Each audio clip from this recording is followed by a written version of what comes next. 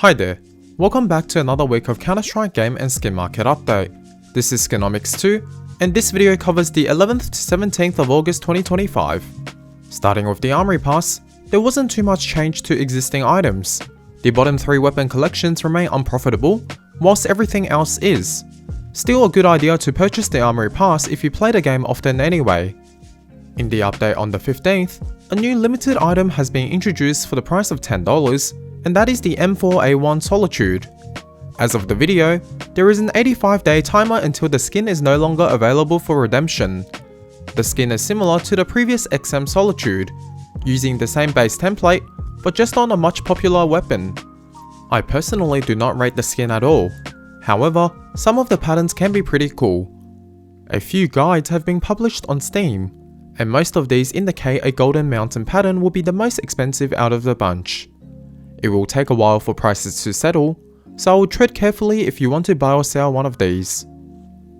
Moving on to the Austin Major stickers. These have finally been put on the 75% off sale. The ROI on these capsules are deceptive at the moment, as sticker prices are yet to reflect the cheaper capsules. Despite this, there are already 2 capsules at below 60% ROI on unboxing. By putting the stickers on sale now, Valve is breaking a trend of the sale period climbing up.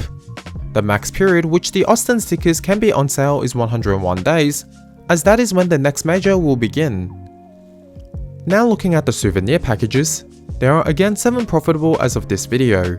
The nuke packages have the highest return, albeit they were much higher last week at over 150%. Demand for these packages have been quite muted overall. Focusing on the update this week, the headlines were centered around the map Ancient. Performance has been improved significantly with the map being decluttered. Moreover, a nighttime version of the map has also been released. This version features rain on partial regions, which interacts quite nicely with every weapon skin, as it pumps up the color saturation. I don't expect the map to make it to any competitions, as visibility is definitely worse compared to its daytime counterpart.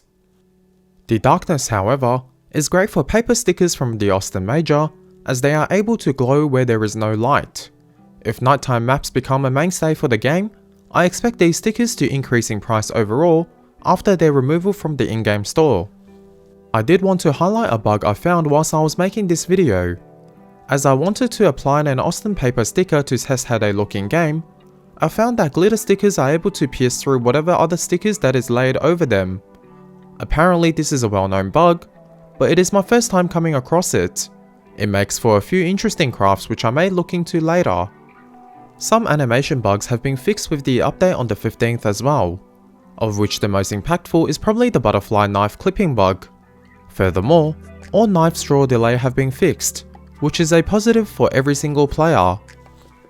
Now looking to the abundance of leaks sourced from game codes by various miners on Twitter. The most impactful, if true, is something called the volatile case, which according to speculation, may introduce a new type of skin cases where you can purchase any item within. Obviously, if this was true, this would likely destroy the current market. However, what is probably more likely in my opinion is something like an X-ray scanner, which bypasses regulations in various parts of the world. Another string of code found in the game files show loadout slots for customization of the entire agent separated into 10 categories. Again, it is probably not going to come into fruition in the way most fear, as that would be a nightmare to balance for visibility given the colors of various maps. We just have to wait and see this one for now. Lastly, a few lines of code indicate the retake game mode might be in the works. I am very excited about this, as it was my favorite non-competitive game mode in Counter-Strike Go. Finally, let's move on to our weekly craft idea. A mock-up Wild Lotus is in order today, by using 5 chicken of the sky stickers from the Riptide collection. These stickers are a little pricey, as are all other items in the Riptide collection. However, the price of the wintergreen AK is really coming down lately. The total craft should cost about $50 US, which is cheap compared to the over $10,000 price tag for a factory new Wild Lotus. Switching gears to market analysis, the Skinomics2 index, which contains a list of items I use to represent the market, increased by 2.31% this week.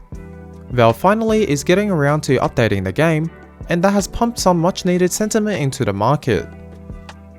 The eSport Fire Index, which contains a list of 300 high-value liquid items, show a similar minute recovery.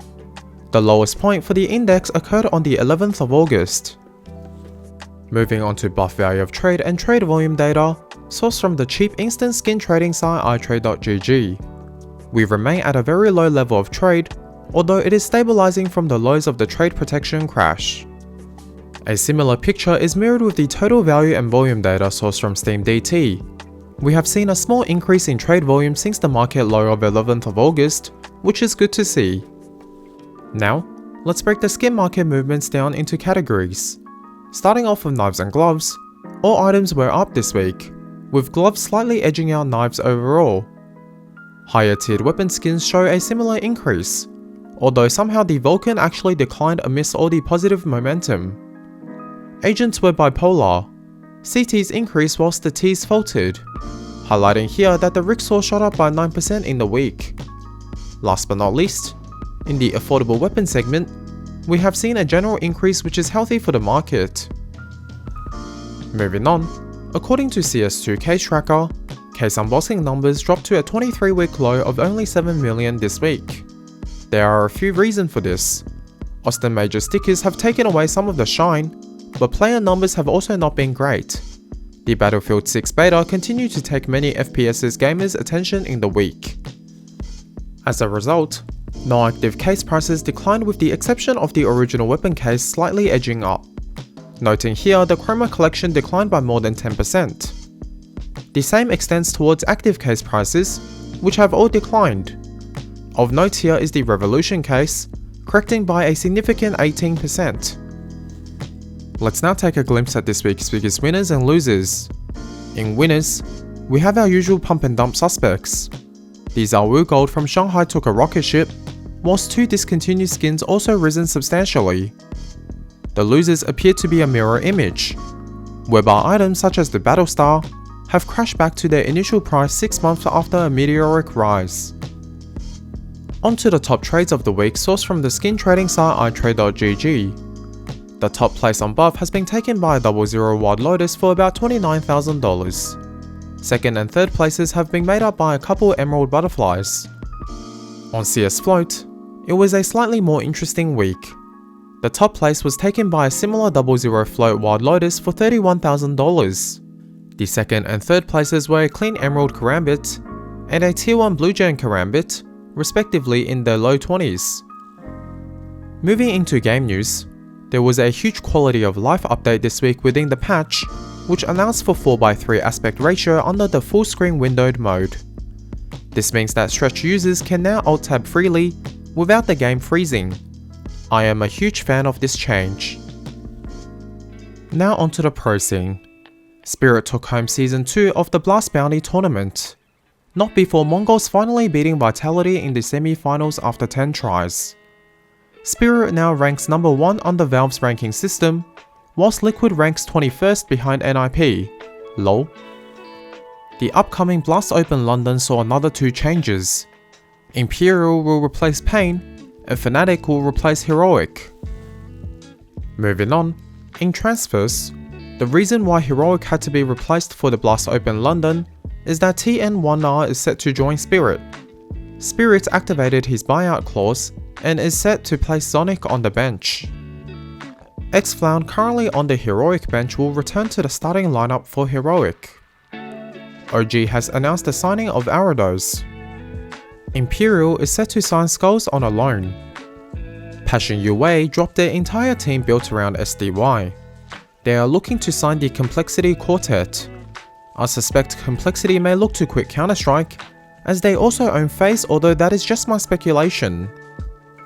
Lastly, a bunch of German players just signed for a new team called Archive Minds. This includes ex-big player Searson. I am still open to skin donations, and a reminder to join my Discord. Please like, share and subscribe.